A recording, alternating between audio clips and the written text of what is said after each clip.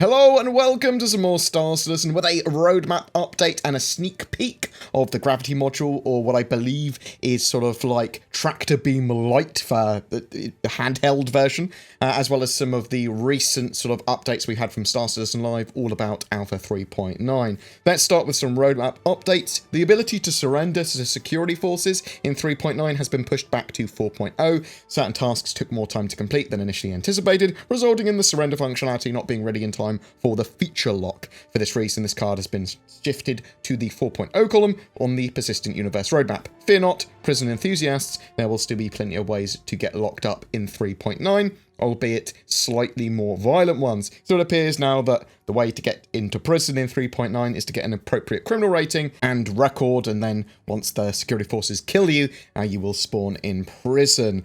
There is also a new feature added to 4.1, the Space Station Cargo Deck. This card has been added to 4.1's column on the Persistent Universe roadmap. Cargo decks are facilities within rest stops where players can handle all of their cargo needs, from dropping off and picking up to storing to renting space, buying new cargo equipment, and taking on cargo-related missions. This has me expecting a few other things that might be targeted for that 4.1 patch. The sneak peek for the week was of a gravity module for the Grey Cat multi-tool. Now, we know there's a couple of things that CIG might want to do with this sort of like multi-tool or functionality that they've sort of got planned for players and the multi-tool. Either the gravity module will be for the movement of objects and cargo, or for movement of the player in EVA, sort of like the Ender's Game style Sataballs to like grapple your way around and help you move around the environment. So I suspect in this situation it's the former, allowing you to move cargo containers potentially larger than you would normally be able to move, and allow them to be moved easily, whether in gravity or in EVA. This is sort of like expected to me to be sort of like tier 0, really early implementation of basic tractor beams by hand. Obviously, you're not going to be able to pick up everything with it, but it's going to allow you a lot more sort of like movement of these boxes that clearly wouldn't be able to be carried normally. We had up until recently some economy features that I was very excited about on the roadmap, and they got pushed off. This included timers associated with loading and unloading cargo, and I think that's obviously like part of the cargo deck. That sort of makes sense. Having economy features, having trade, having cargo, all have these timers. Having somewhere that you can deal with all your cargo needs is a cool feature.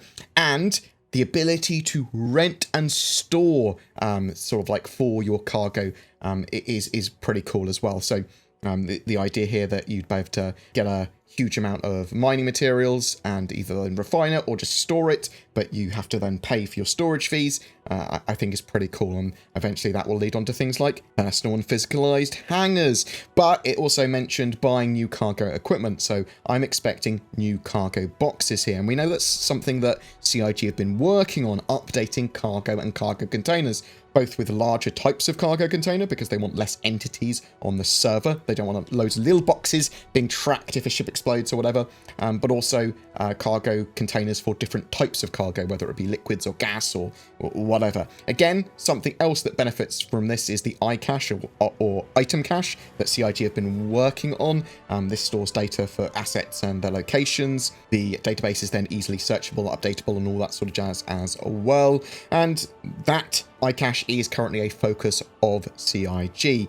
That's just my take on it though. Cargo decks sound very much like it's going to make good use of the ship-to-station docking planned for 4.0 as well. I also like the idea of potentially being able to drop off cargo from like cargo pods. If you've got a Carrack, maybe, I suppose in the future, probably not in 4.1, you'll be able to drop off the whole cargo pod and get straight back out. And then other ships like, you know, the Hull C, it might just be able to detach cargo containers from itself and then get straight back out to trading while they are working out what you actually unloaded. Very, very excited about that sort of stuff. Very cool having economy features and cargo features planned for 4.1, even if it's just the cargo deck, but I hope it does expand into all of that I just talked about. We do have a lot of features now moving to the polishing phase for 3.9, player interaction system improvements, player status system version 1, weather locomotion, the moons of Microtech, Clio, Calliope and Euterpe, and the 3D navigation collision avoidance stuff as well. Hoping that AI are a lot better in 3.9, at least the ship-based AI.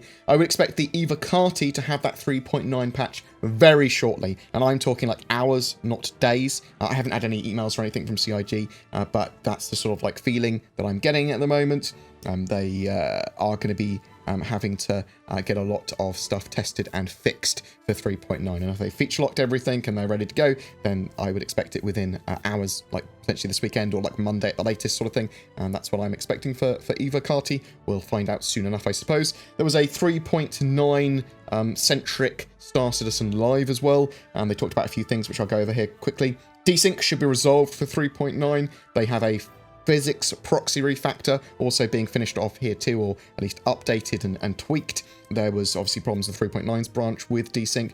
There's still going to be latency and sort of like prediction problems until they update all their sort of like network code and get better tech for server meshing, server-side object container streaming, all this sort of jazz. But desync, the major problem with 3.8 that I had, that should be solved. Ship spawning is not in 3.9. No player-to-player cache transfers in 3.9 either. They are waiting for the Mobiglass refactor for the new building blocks UI systems, and they are working on the ship's HUDs first. They are waiting on the iCache to be completed before physical inventory will get put in the game. I love the term PISPIT as well. Physical Inventory System, PIS, and Personal Inner Thought, PISPIT, is what they call it internally for those systems. The monsters. Pirates will be able to sell cargo from blown up ships, as will people in general, I suppose, from blown up ships. So you might see pirates, I suppose, with cargo. So you'll be able to take cargo, boop, put it onto your ship. Ships will explode with a load of cargo, and that should be a lot more stable and better than it has been previously. And you'll see differing types of cargo too. No player server cap improvements are in 3.9, or at least planned. They are working on the back-end optimization of servers to eventually allow this, though. They want to get server tick rates and server frame rates up first, and it's something they're doing with further optimization to the server-side object container streaming system for 3.9. We will be able to eat and drink in 3.9, so a mixture of like food bars and food in food courts and harvestables. Vending machines are not working in 3.9 yet, it seems, as well, so that'll be interesting to see what plans that might break in prisons. We'll have to wait and see again. You can't properly store food in kitchens yet, but you can store food on yourself. You'll have to grab food from your body and eat it. Om nom nom. You unwrap energy bars and candy bars before eating them. There's proper animations there, and it takes the time of the animation before you get the effects of the item. Radiation hazards will be a thing for the player status system, but not for 3.9. There is no hygiene player status system being tracked in 3.9, so no poo-poo or toilet function yet. They wanted piracy and PvP gameplay improved, which is one of the reasons that prisons were prioritized. Obviously, that's gameplay that they can have that has players interacting with each other, and they want to be testing that stuff. It was confirmed that the Idris fight in 3.9 is the exterior of the Idris, so it doesn't appear that there's any proper interior of the ship yet, but it's going to take a huge amount of firepower to take that ship down. You're only going to be offered the mission of once for completion, and once you've completed it, you'll have to join someone else's mission that is doing it if you want to do it again.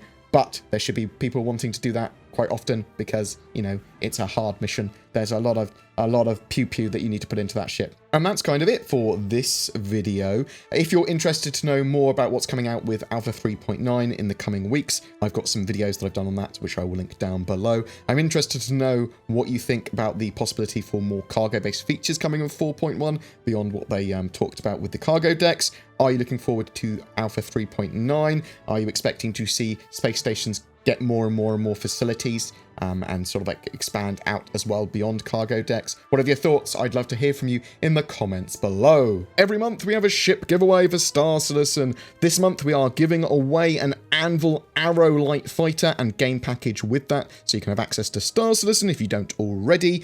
All you got to do to be in for a chance of winning that is comment on any of my videos made during the month of March. There are full details in the description below. I am a shill for a couple of companies, NordVPN and NordPass. If you are looking for a VPN or a password management system, I recommend you check them out. They've got many benefits over free services, and as I'm pretty security conscious. I love those kind of services. Also, there's Shadow. If you are thinking about getting a new gaming rig or upgrading your gaming PC for Star Citizen or whatever, then consider Shadow instead. It is a internet cloud-based subscription service like Stadia, like GeForce Now, but this one gives you access to a full Windows 10 environment which is fully customizable, and that is significantly better in my opinion, allowing you to do a lot more with it. Check out the links below for them or use the code BoredGamer for discount. Also, if you wish to support the channel further, there is Patreon, there's the YouTube join member button down below. That really helps. This is a community supported channel and I wouldn't be able to do what I do without the support that I get. If you want to share these videos, if you want to comment, give feedback, whatever, that is also hugely appreciated. Thanks very much for watching, guys. You take care and I'll see you in the verse.